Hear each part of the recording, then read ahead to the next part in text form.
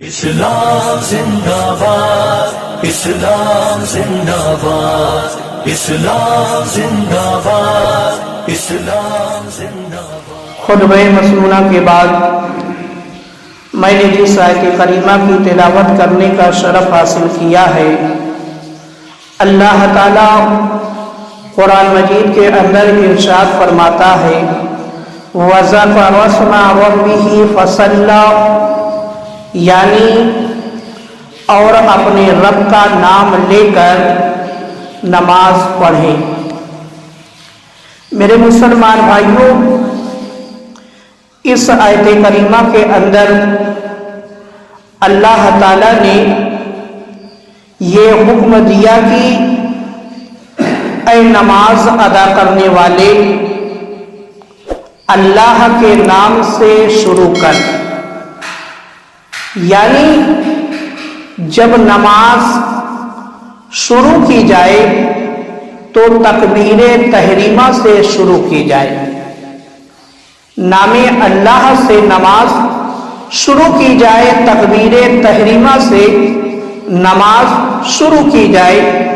اس آیت کریمہ کے اندر اللہ تعالیٰ نے نماز ادا کرنے والوں کو یہ حکم دیا کہ تم جب بھی نماز شروع کرو، جب بھی تم نماز ادا کرنے کے لیے کھڑے ہو جاؤ تو اللہ کے نام سے جو ہے نماز کی ابتدا کی جائے، تکبیر تحریمہ سے نماز کی ابتدا کی جائے۔ تکبیر تحریمہ جو پہلی بار اللہ اکبر کہا جاتا ہے اس کو تکبیر تحریمہ کہتے ہیں۔ اس کے علاوہ جو اور ارکان میں تکبیر یعنی اللہ اکبر کہا جاتا ہے اس کو تکبیر انتقال کہتے ہیں۔ تکبیر تحریمہ فرائض نماز میں بھی شامل ہے اور شرائط نماز میں بھی شامل ہے۔ تکبیر تحریمہ فرائض نماز میں بھی شامل ہے اور شرائط نماز میں بھی شامل ہے۔ بغیر تکبیر تحریمہ کے نماز شروع ہی نہیں ہوگی۔ یعنی اگر کوئی شخص جو ہے تکبیر تحریمہ کو چھوڑ کر نماز ادا کرنا چاہتا ہے تو اس کی نماز ہی جو ہے شروع نہیں ہوگی، جب تک وہ تکبیر تحریمہ سے نماز کی ابتدا نہیں کرے گا۔ بغیر تکبیر تحریمہ کے کوئی شخص جو ہے نماز میں داخل ہی نہیں ہو سکتا۔ اگر کوئی شخص تکبیر تحریمہ کو چھوڑ کر نماز میں داخل ہونا چاہے تو بغیر تکبیر تحریمہ کے کوئی بھی شخص جو ہے نماز میں داخل نہیں ہو سکتا بغیر تکبیر تحریمہ کے۔ اگر نماز میں داخل ہونا ہے تو تکبیر تحریمہ سے نماز کی ابتدا کرنی پڑے گی۔ ترمذی شریف کے اندر ہے کہ حضور اقدس صلی اللہ تعالیٰ علیہ وآلہ وسلم نے ارشاد فرمایا جو کوئی اللہ تعالیٰ کے لیے 40 دن تکبیر اولیٰ کے ساتھ باجماعت نماز پڑھے اس کے لیے 2 آزادیاں لکھ دی جاتی ہیں۔ میرے آقا نے فرمایا کہ جو کوئی اللہ کے لیے یعنی دکھانے کے لیے نہیں، اللہ کی رضا حاصل کرنے کے لیے، اپنے رب کو راضی کرنے کے لیے 40 دن تک تکبیر اولیٰ یعنی جو تکبیر تحریمہ ہے اس کے ساتھ جماعت کے ساتھ نماز پڑھے تو میرے آقا فرماتے ہیں کہ اللہ تعالیٰ کی طرف سے اسے 2 انعام ملتا ہے۔ اللہ کی طرف سے اسے 2 انعام ملتا ہے۔ پہلا انعام یہ ملتا ہے کہ جہنم کی آگ سے آزادی، یعنی جس نے ایسا کیا اسے جو ہے جہنم کی آگ سے آزاد کر دیا جاتا ہے۔ یعنی وہ شخص جو ہے جہنم میں نہیں جائے گا، وہ جہنم کی آگ سے آزاد کر دیا جاتا ہے۔ کون؟ جو 40 دن جو ہے تکبیر اولیٰ کے ساتھ باجماعت نماز ادا کرتا ہے۔ یہ پہلا انعام ہے اللہ کی طرف سے۔ اور دوسرا انعام نفاق یعنی منافقت سے آزاد کر دیا جاتا ہے۔ یعنی وہ شخص جو ہے منافق نہیں ہے، وہ شخص جو ہے مومن ہے، وہ شخص جو ہے مومن ہے، سچا پکا مسلمان ہے۔ کون؟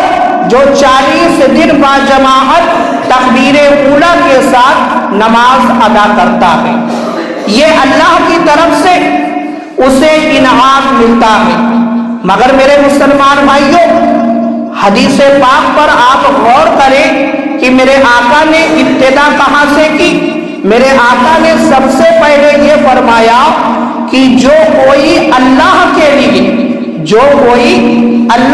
لیے اب معلوم کیا ہوا کہ ہم جو نماز ادا کریں وہ ریاکاری کے لیے نہیں، دکھانے کے لیے نہیں، بلکہ ہماری نیت یہ ہونی چاہیے کہ میں نماز اپنے رب کو راضی کرنے کے لیے ادا کر رہا ہوں، اپنے رب کو منانے کے لیے میں نماز ادا کر رہا ہوں، یہ نیت ہونی چاہیے۔ جب یہ نیت ہوگی اس کے بعد جو ہے ہم 40 دن تک مسلسل تکبیر اولیٰ کے ساتھ باجماعت نماز ادا کریں گے تو اللہ تعالی ہمیں 2 انعام عطا فرمائے گا۔ اور ایسا انعام کہ پہلا انعام جہنم سے آزاد کر دیا جائے گا وہ شخص جو ایسا کرے گا۔ تو میرے مسلمان بھائیوں، یہ بہت مشکل کام نہیں ہے، یہ کوئی مشکل کام نہیں ہے کہ 40 دن جو ہے ہم باجماعت تکبیر اولیٰ کے ساتھ نماز ادا کریں۔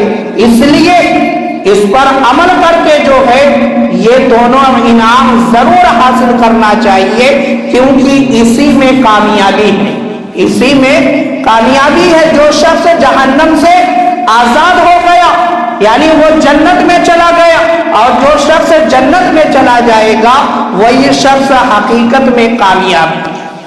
اور جسے ایمان جیسی دولت مل گئی یعنی نفاق سے آزاد رہا،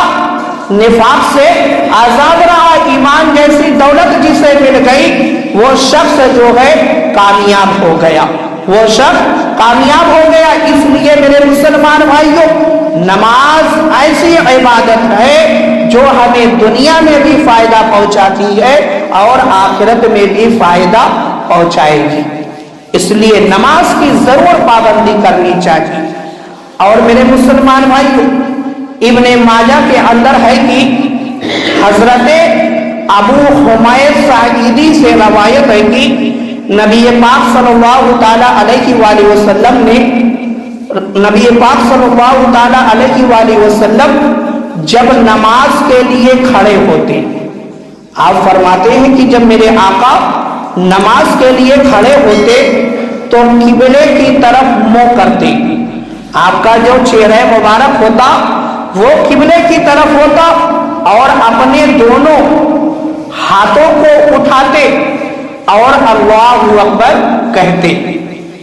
آپ بتانا یہ چاہتے ہیں کہ نماز جو ہے اس طریقے سے ادا کی جائے کہ میرے آقا جس طریقے سے نماز ادا کرتے تھے، تو میرے آقا کا طریقہ کیا تھا؟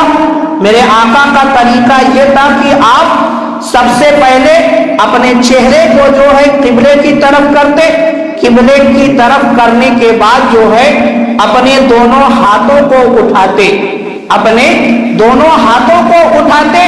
اور اللہ اکبر یعنی تکبیر تحریمہ سے جو ہے نماز کی ابتدا کرتے۔ اور اسی بات کا اللہ تعالیٰ نے بھی حکم دیا کہ جب بھی نماز کی ابتدا کی جائے تو اللہ کے نام سے کی جائے، تو اللہ کے نام سے میرے آقا نماز کی ابتدا کیا کرتے تھے، تکبیر تحریمہ سے جو ہے میرے آقا نماز کی ابتدا کیا کرتے تھے۔ اور ابو نعیم نے کتاب الصلاح میں نقل کیا کہ حضرت عبداللہ بن مسعود رضی اللہ تعالی عنہ نے فرمایا کہ نماز کی چابی تکبیر ہے، نماز کی چابی تکبیر ہے اور اس کا اختتام سلام ہے۔ حضرت عبداللہ بن مسعود فرماتے ہیں، آپ بتاتے ہیں کہ نماز کی چابی تکبیر ہے، یعنی بغیر تکبیر تحریمہ کے جو ہے کوئی شخص نماز کے اندر داخل ہو ہی نہیں سکتا، یعنی بغیر تکبیر تحریمہ کے کوئی شخص، کوئی بھی نماز ادا کرنے والا شخص نماز میں داخل نہیں ہو سکتا۔ اس لیے تکبیر تحریمہ سے جو ہے نماز کی ابتدا کی جائے۔ اور حضرت عبداللہ بن مسعود فرماتے ہیں، آپ بتاتے ہیں کہ جب نماز ختم کرنی ہو تو سلام پر جو ہے نماز کو ختم کیا جائے، سلام پر نماز کو ختم کیا جائے، نماز کی ابتدا تکبیر تحریمہ سے کی جائے اور سلام پر نماز کو ختم کیا جائے۔ اور تحاوی شریف کے اندر ہے کہ حضرت برا بن عازب رضی اللہ تعالی عنہ سے روایت ہے کہ نبی کریم صلی اللہ تعالی علیہ وآلہ وسلم جب نماز شروع فرمانے کے لیے تکبیر کہتے، میرے آقا جب نماز شروع فرمانے کے لیے، شروع کرنے کے لیے تکبیر کہتے تو اپنے دست مبارک کو اٹھاتے۔ میرے آقا جب نماز شروع کرنے کے لیے تکبیر کہتے، یعنی تکبیر تحریمہ کہتے تو اپنے دست مبارک کو اٹھاتے۔ کہاں تک اٹھاتے؟ یہاں تک کہ حضور صلی اللہ تعالی علیہ وآلہ وسلم کے انگوٹھے کانوں کی لو کے قریب ہو جاتے، یعنی میرے آقا اتنا ہاتھ اٹھاتے کہ آپ کے دست مبارک کے جو انگوٹھے ہیں وہ کانوں کی لو کے قریب چلے جاتے، اور پھر جو ہے آخر نماز تک میرے آقا رفع یدین نہیں فرماتے۔ یہ حضرت برا بن عازب فرماتے ہیں کہ میرے آقا کے نماز ادا کرنے کا یہ طریقہ تھا کہ سب سے پہلے میرے آقا اپنے دونوں ہاتھوں کو اٹھاتے، یہاں تک اٹھاتے کہ آپ کے دونوں انگوٹھے جو ہے وہ کان کی لو سے لگ جاتے۔ پھر اس کے بعد جو ہے تکبیر تحریمہ جو ہے کہتے میرے آقا۔ یہ سنت طریقہ ہے، مگر میرے مسلمان بھائیوں یہاں پر یاد رکھنے والی بات یہ ہے کہ آج اسی روئے زمین پر جو ہے ایک ایسا فرقہ بھی پایا جانے لگا ہے جس کو غیر مقلدین کہا جاتا ہے۔ وہ اس طریقے سے نماز نہیں ادا کرتے، وہ صرف جو ہے اپنے دونوں ہاتھوں کو کندھوں تک اٹھاتے ہیں۔ تو میرے مسلمان بھائیو یہ طریقہ سنت طریقہ نہیں ہے۔ سنت طریقہ یہ ہے کہ اپنے دونوں ہاتھوں کو جو ہے اتنا اٹھایا جائے، اتنا اٹھایا جائے کہ دونوں ہاتھوں کے انگوٹھے جو ہے وہ کان سے لگ جائے، یہی سنت طریقہ ہے۔ اور میرے مسلمان بھائیوں ابو داؤد شریف کے اندر ہے کہ حضرت وائل بن حجر سے روایت ہے کہ میں نے نبی کریم صلی اللہ تعالی علیہ وآلہ وسلم کو دیکھا۔ آپ فرماتے ہیں کہ میں نے نبی کو نماز ادا کرتے ہوئے دیکھا۔ اور کس طریقے سے میرے آقا نماز ادا کر رہے تھے؟ آپ بتاتے ہیں کہ جب آپ نے نماز شروع کی، جب آپ نے نماز شروع کی تو اپنے دونوں ہاتھوں کو کانوں کے برابر اٹھایا، یعنی برابر یہاں تک میرے آقا لے آئے۔ ایسا نہیں کہ صرف کندھے تک اٹھایا یا صرف آدھا اٹھایا، نہیں۔ حضرت وائل بن حجر فرماتے کہ میں نے اپنی آنکھوں سے دیکھا کہ میرے آقا اس طریقے سے جو ہے اپنے ہاتھوں کو اٹھایا کرتے تھے تکبیر تحریمہ کے وقت۔ تو معلوم کیا ہوا کہ سنت طریقہ یہی ہے کہ ہاتھ کو اتنا اٹھایا جائے کہ انگوٹھا جو ہے کان کی لو سے لگ جائے۔ تو میرے مسلمان بھائیو یہ میرے آقا نے ہاتھ اٹھانے کا طریقہ ہم اور آپ کو بتایا، اور یہی سنت طریقہ ہے۔ اور حضرت وائل نے خود اپنی آنکھوں سے اسی طریقے پر عمل کرتے ہوئے میرے آقا کو دیکھا، اور دیکھنے کے بعد جو ہے امت تک میرے آقا کے طریقے کو پہنچایا۔ تو اسی طریقے سے جو ہے جب ہم تکبیر تحریمہ کہیں تو اپنے ہاتھوں کو اٹھائیں، اور یہ تکبیر تحریمہ اللہ اکبر سے شروع کی جائے، یعنی نماز جو ہے تکبیر تحریمہ سے شروع کی جائے۔ اگر کوئی شخص جو ہے تکبیر تحریمہ کو چھوڑ کر نماز شروع کرنا چاہے تو وہ ہرگز جو ہے نماز کو شروع نہیں کر سکتا، کیونکہ جو ابتدا کا طریقہ بتایا گیا وہ یہی بتایا گیا ہے قرآن و حدیث کے اندر کہ تکبیر تحریمہ سے جو ہے نماز کی ابتدا کی جائے۔ چند مسائل سن لیں۔ فتاوی رضویہ کے اندر جو ہے سیدی سرکار اعلیٰ حضرت علیہ الرحمہ سے سوال ہوا، آپ جواب میں لکھتے ہیں کہ بعض لوگ امام کو رکوع میں پا لینے کی غرض سے، یعنی ایسا کبھی کبھی ہوتا ہے کہ جماعت شروع ہو جاتی ہے، نماز ہو رہی ہوتی ہے اور امام جو ہے رکوع میں چلا گیا ہے، رکوع تک پہنچ چکا ہے امام، اب بعد میں کوئی نماز میں داخل ہو رہا ہے تو وہ کس طریقے سے نماز میں داخل ہو؟ تو میرے سیدی سرکار اعلیٰ حضرت فرماتے ہیں کہ رکوع میں پا لینے کی غرض سے جلدی میں رکوع میں جاتے ہوئے تکبیر تحریمہ کہتے ہیں کچھ لوگ، یعنی رکوع کی حالت میں جو ہے تکبیر تحریمہ کہتے ہیں۔ اب یہاں پر یاد رکھنے والی بات کیا ہے؟ بات یہ ہے تکبیر تحریمہ جن نمازوں میں قیام فرض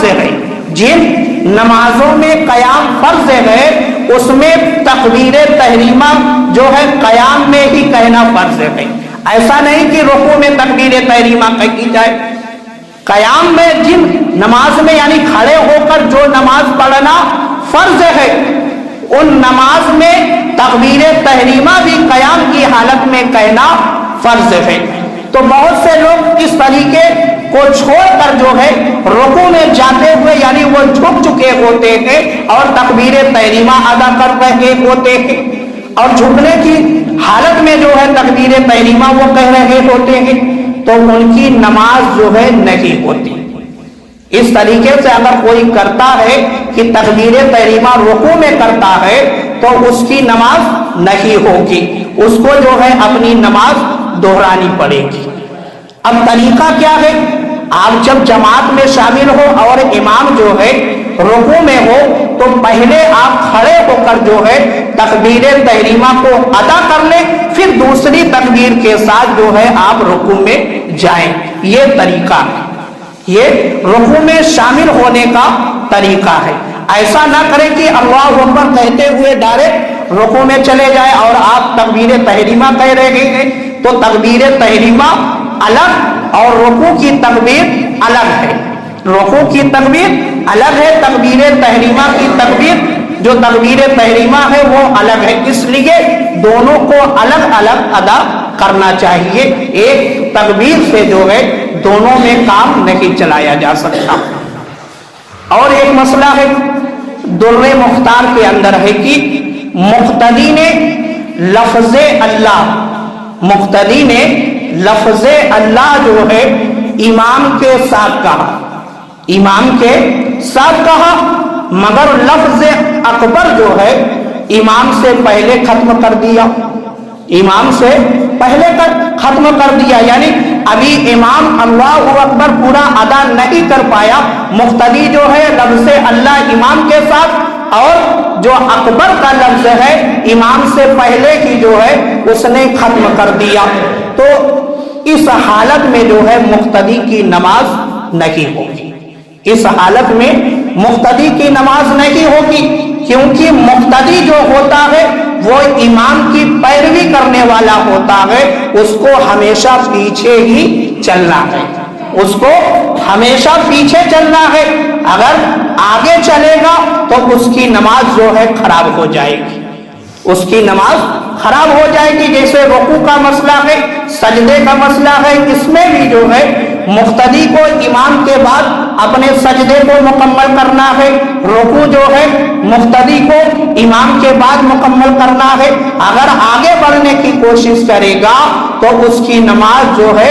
خراب ہو جائے گی۔